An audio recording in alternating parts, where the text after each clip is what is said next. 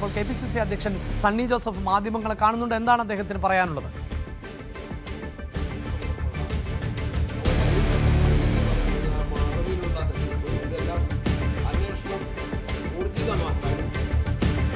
അതിലെ യഥാർത്ഥ കുറ്റവാളികളെ മുഴുവൻ പേരിൽ കൊണ്ടുവരാനും UDF ആവശ്യമായി നടത്തി.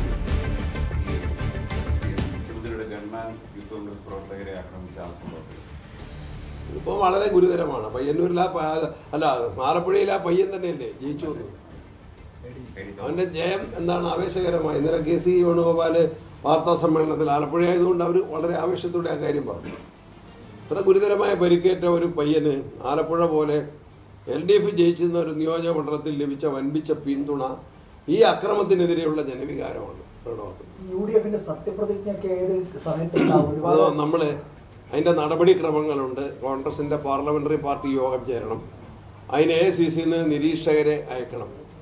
ഇതുവരെ എനിക്ക് ആ ഇൻഫർമേഷൻ കിട്ടിയില്ല. ഇനിയിപ്പോൾ ഇന്നെന്തെങ്കിലും ഫോണുണ്ടോ തീരുമാനമുണ്ടോ എന്നറിയില്ല. ഇന്നലെ ഞാൻ കാർഗേജിയെ വിളിച്ചിരുന്നു. അത് കേവലം ഒരു നന്ദി പറയാൻ വേണ്ടി മാത്രം വിളിച്ചതാണ്. കാർഗേജിയെ ഒറ്റവാക്കിൽ നന്ദി പറഞ്ഞ് അദ്ദേഹമായിട്ട് സംസാരിച്ചു. ദീപാദാസ് മുൻഷി അത് ബന്ധപ്പെടുന്നുണ്ട്. നിരീക്ഷകരെ നിയമിച്ചു കഴിഞ്ഞാൽ എനിക്ക് തോന്നുന്ന സീനിയർ മോസ്റ്റ് ലീഡേഴ്സ് ആയിരിക്കും കേരളത്തിലേക്ക് നിരീക്ഷകരായിട്ട് വരുന്നത്. അവർ വന്നു കഴിഞ്ഞാൽ MLA-മാരുടെ അവരുടെ കൂടെ സൗകര്യത്തിന് MLA-മാരുടെ യോഗം വിളിക്കും. തിരഞ്ഞെടുക്കപ്പെട്ട MLA-മാരുടെ യോഗം വിളിക്കും. അതിനുശേഷം ആ റിപ്പോർട്ട് ഹൈക്കമാൻഡിന് കൊടുത്ത് അവരാണ് ഫൈനലായിട്ട്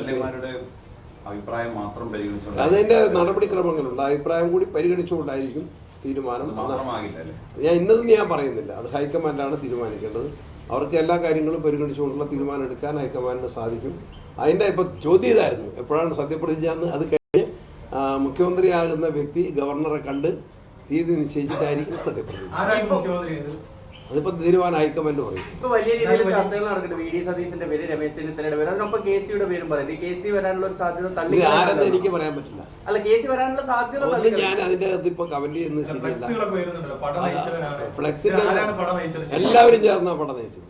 എല്ലാവരും ചേർന്ന ഞാൻ ആരുടെ പേരും ഞാനിപ്പോൾ പറയുന്നില്ല. അതെല്ലാം കോൺഗ്രസ് ഹൈക്കമാൻഡ് യുക്തമായ തീരുമാനം പ്രഖ്യാപിക്കും. ഉപമുഖ്യമന്ത്രി സ്ഥാനവുമായി ബന്ധപ്പെട്ട് ഏതെങ്കിലും ഒരു ആവശ്യം മുസ്ലിം ലീഗ് ഇല്ലെന്ന് കുഞ്ഞാലിക്കുട്ടി സാഹിബ് എത്രയോ വട്ടം ആവർത്തിച്ച് പറഞ്ഞു. ആ ചോദ്യം ഉദിക്കുന്നില്ലല്ലോ. പിന്നെ ഒരു കാര്യം കൂടെ ഞാൻ പറയാം. മാർക്സിസ്റ്റ് പാർട്ടി ഇത്തരത്തിൽ പ്രതിക്കൂട്ടിലായപ്പോൾ ശബരിമല കൊള്ള, അയ്യപ്പ സംഗമത്തിന്റെ മറവിലുള്ള തട്ടിപ്പ് വെട്ടിപ്പ്, അപ്പോഴാണ് അവര് എന്തെങ്കിലും ഒരു അവരുടെ കേസിൽ നിന്ന് രക്ഷപ്പെടാനുള്ള ഒരു പ്രതിരോധം തീർത്തതാണ് ഞങ്ങൾക്കെതിരെ വയനാട് എടുത്തിട്ടത്. ഞാൻ അന്നേരം നിങ്ങളോടൊരു കാര്യം പറഞ്ഞായിരുന്നു. വയനാട്ടിൽ കോൺഗ്രസിന്റെ പ്രവർത്തനത്തിന് കൽപ്പറ്റ നിയോജകമണ്ഡലത്തിലെ ജനങ്ങൾ ഉത്തരം പറയുന്നു. കൂടുതൽ വാർത്തകൾക്ക് News 18 Keralam YouTube channel subscribe ചെയ്യുക.